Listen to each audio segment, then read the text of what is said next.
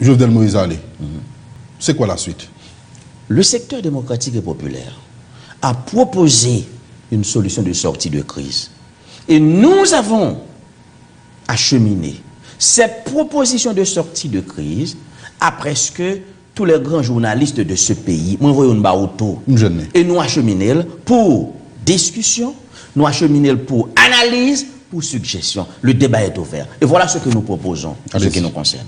Nous disons, Jovenel Moïse doit partir parce qu'il est l'obstacle à l'avancement du procès Petro-Caribé, avec l'INPAP capable de déboucher son nouveau projet de société, et ça le plus fondamental. Mais nous disons que nous ne sommes pas dans une situation révolutionnaire, qu'on est capable de craser toute institution qui est dans le pays. Attention, nous ne sommes pas capables de nous dans la rue et de nous mettre dans le palais comme chef d'État. Nous ne le croyons pas, parce que nous ne sommes pas des anarchistes. Nous prenons un leadership discipliné, un leadership responsable, et nous dit, comme la Cour de cassation, historiquement, il a toujours participé dans cette transition, nous dit le président du gouvernement de transition sera tiré de la Cour de cassation. Et le Premier ministre sera issu du secteur démocratique et populaire, largement large. Ça veut dire là dans attention. Pour le ministre, largement large. Pour le ministre, nous dit, ça c'est pour nous. Non, il n'y a pas ça nous dit. Vous n'avez pas lu. Dit là, oui.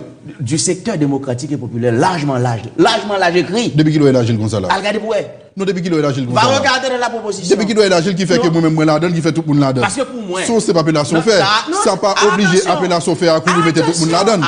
Pas grand rien qui dit moi en tant que. Michel.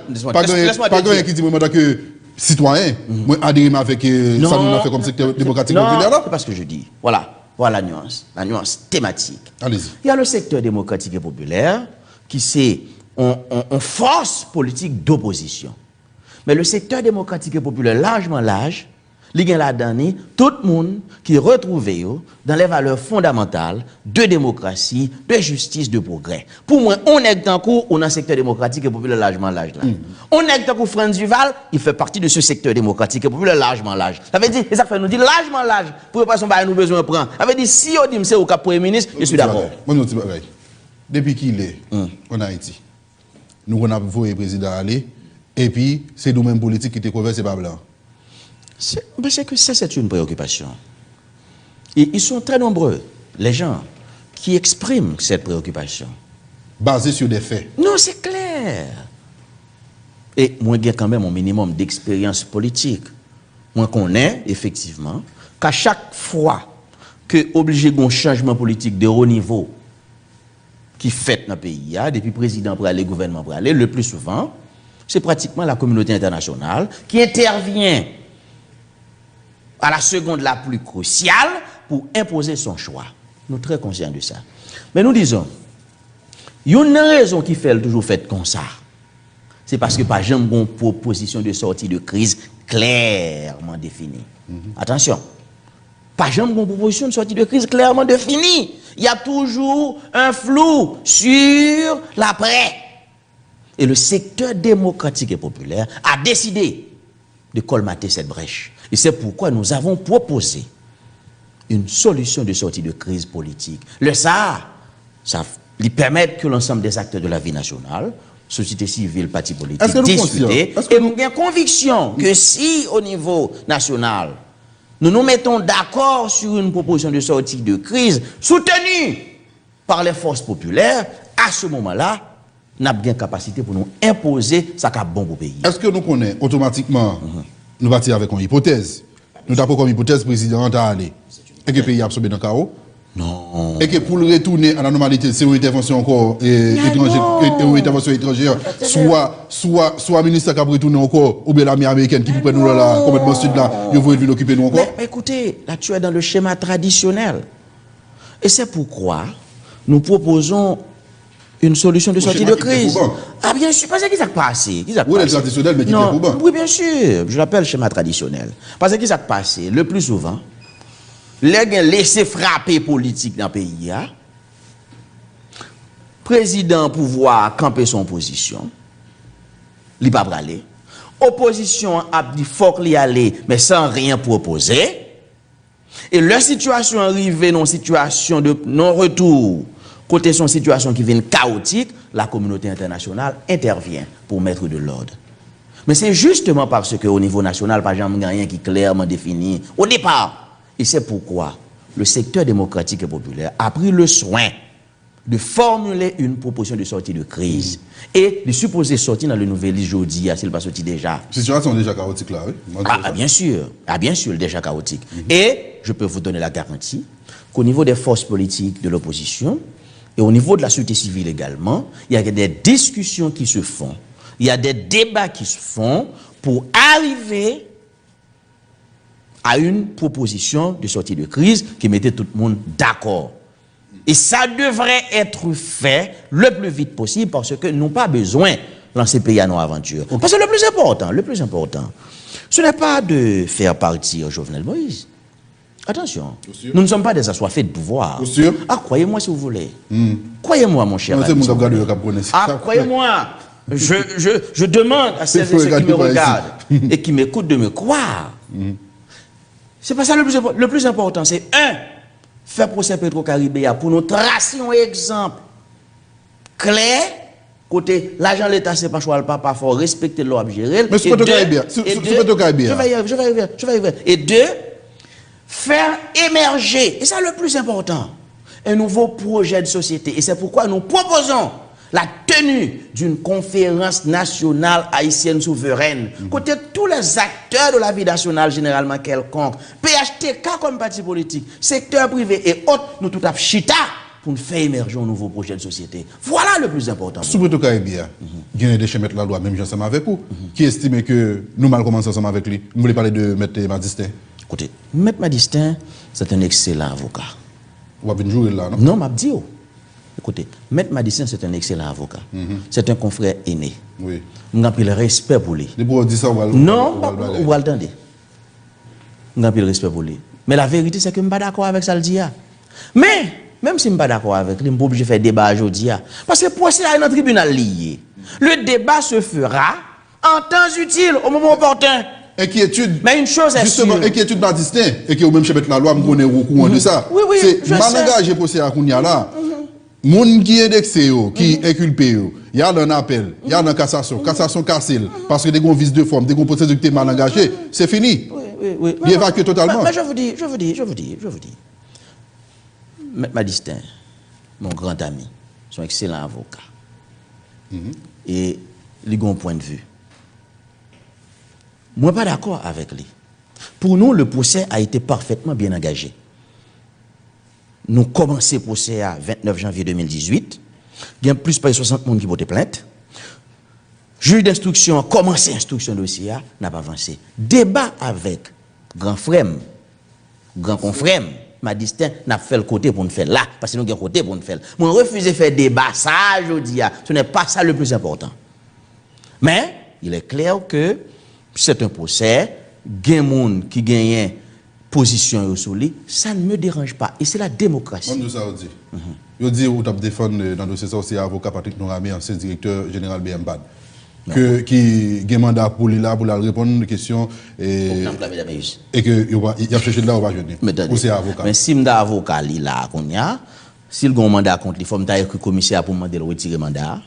Ou bien il faut que commencer, qui action bral fait pour lui. Ça veut dire qui ça? Je vais le dire. Et ça me fait plaisir. Oui, et ça me fait plaisir. Vous avocat, je dis à mon avocat il y a un an de ça, non?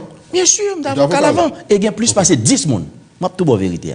Il y a plus passé 10 personnes qui, je dis, dans le procès Petro-Caribé, je suis avocat avant de une relation avec eux. Mais vous n'êtes pas avocat. Mais dans Petro-Caribé, je ne suis pas avocat. Voilà la vérité. Ça veut dire qu'il y a des gens d'avocats avant qui étaient convenus dans le cabinet, qui ont défendu dans l'autre dossier. Mais dans le dossier Petro-Caribé, moi, pas avocat.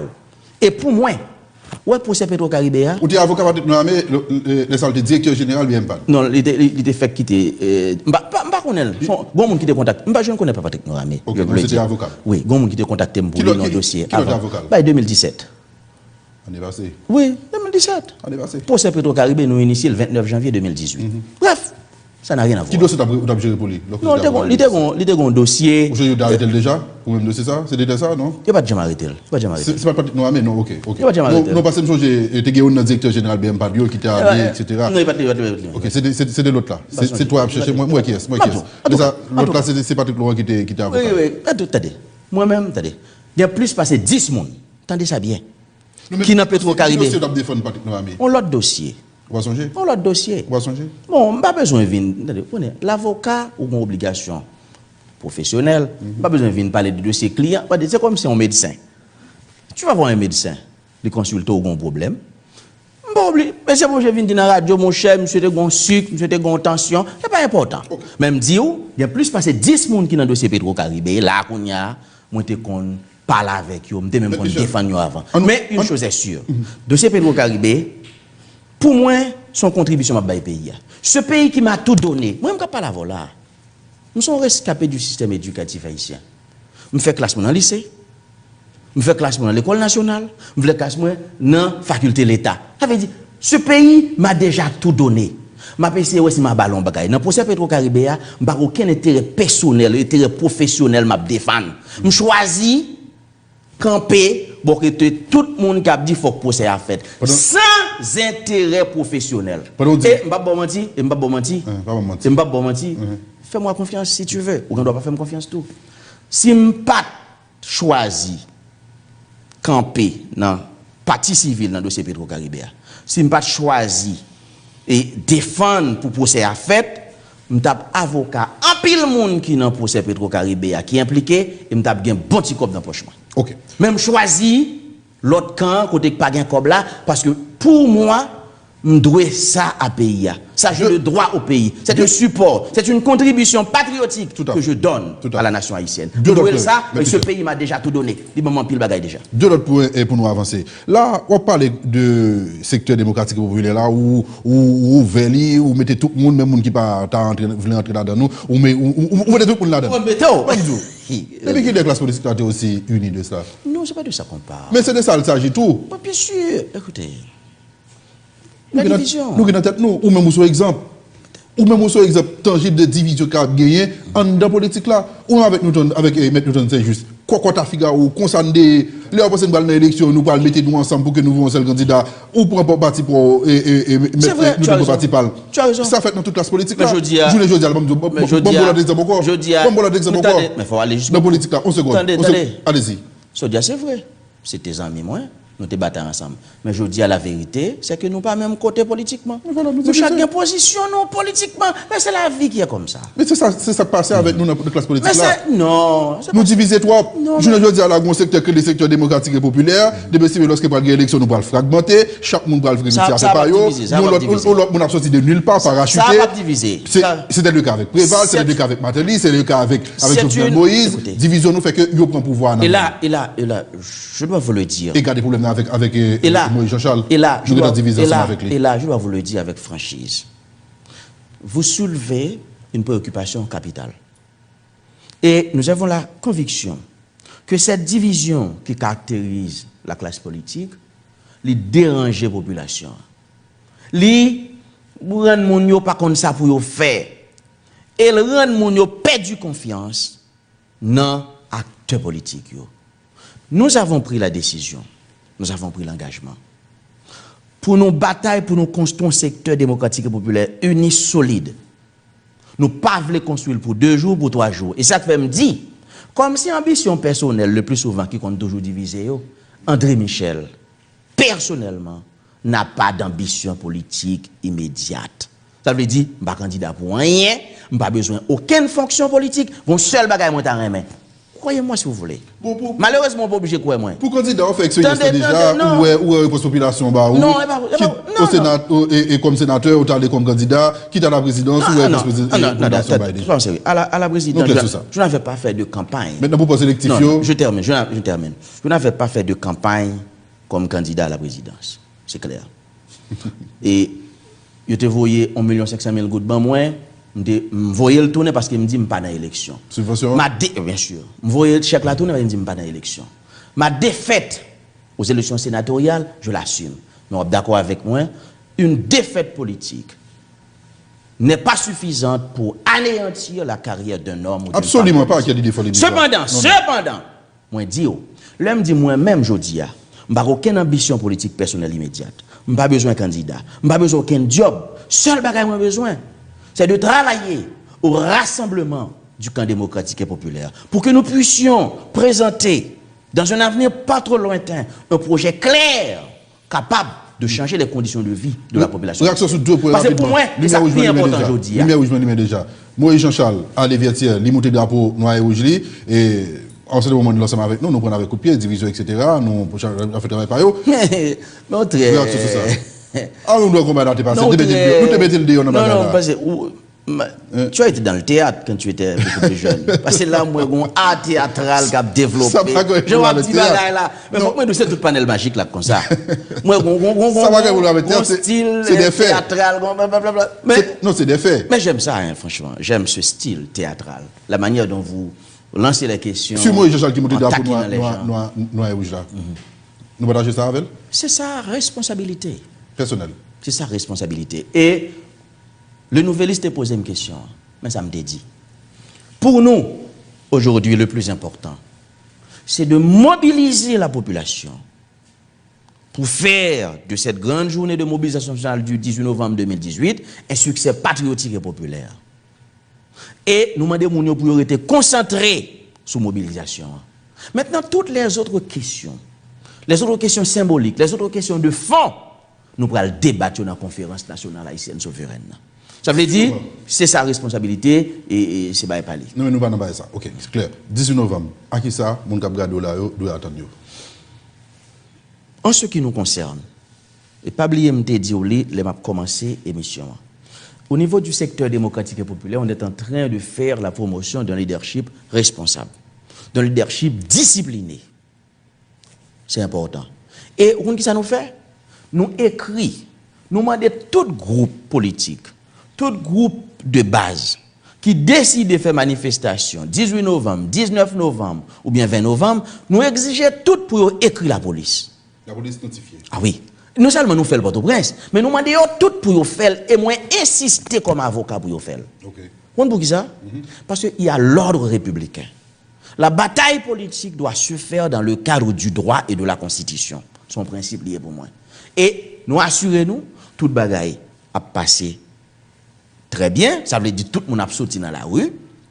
Nous assurons-nous que les formalités légales, constitutionnelles remplies. Et pendant que je parle avec vous, là, je suis capable de garantir. Nous sommes en contact constamment avec les responsables de l'institution policière pour nous planifier sécurité. Est-ce que sur la police, 10 novembre 2018. Est-ce que sur manifestation relativement pacifique pour le 17 octobre? Cependant, ouais, c'est une belle question. Cependant, bon problème. Le 17 octobre a été une journée de mobilisation pacifique. Oui. Et tout mot d'ordre, tout message nous avons lancé, nous avons dit attention, le secteur privé n'est pas un ennemi, etc. Et sortir dans la rue, réaliser effectivement une grande démonstration de force, mais pas attaquer monde, pas faire ça. Mais il y a un bagage qui passe le 17 octobre qui est excessivement grave. Nous avons sorti, ils ont manifesté pacifiquement, cependant, nous enregistré 7 cadavres, 7 moun assassinés, 17 octobre 2018. Et RNDDH, qui sont un groupe de droits humains crédibles, ils ont sorti un rapport côté le confirmé qu'il y a 8 cas d'assassinat. Ça veut dire qui ça? Par qui est-ce? Des policiers, des hommes armés pour avoir du pouvoir. Parce que le pouvoir politique, là, qui ça le fait, un groupe policier le prend, sous responsabilité, le cap fait des exactions, et le retire mon en bas commandement responsable policier. Et c'est ça qui a passé. Donc maintenant, du coup, pour 18 novembre, qui ça n'a pas maintenant, l'on a une situation comme ça. En ce qui nous concerne, puisque nous sommes une opposition républicaine, nous avons continué à assumer responsabilité nous. Madame nous sorti en masse, viennent manifester, mais le fait que 17 octobre, ils ont été assassinés, ça est capable de provoquer une réaction beaucoup de populations qui sont capables de n'importe quoi. Parce que justement, ils ont sorti, ils ont manifesté pacifiquement le 17 octobre, ils ont assassiné, ils ont tué. Mais Michel, est-ce que c'est du dit là, en tant qu'organisateur de manifestation, ça, ou pas capable de garantir que on déroule la manifestation, même si ça a fait 17 octobre là? Mais ça m'a dit.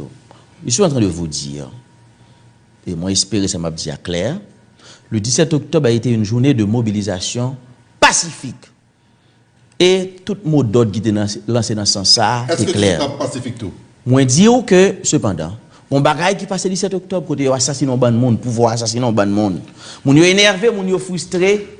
Nous-mêmes, nous continuons à demander moun yo pour manifester, pour prendre responsabilité, pour toujours gagner la loi comme boussole, la constitution comme boussole. Mais ça capable arriver ou des dérapages, des énervements, des frustrations qui exprimés le 18 novembre.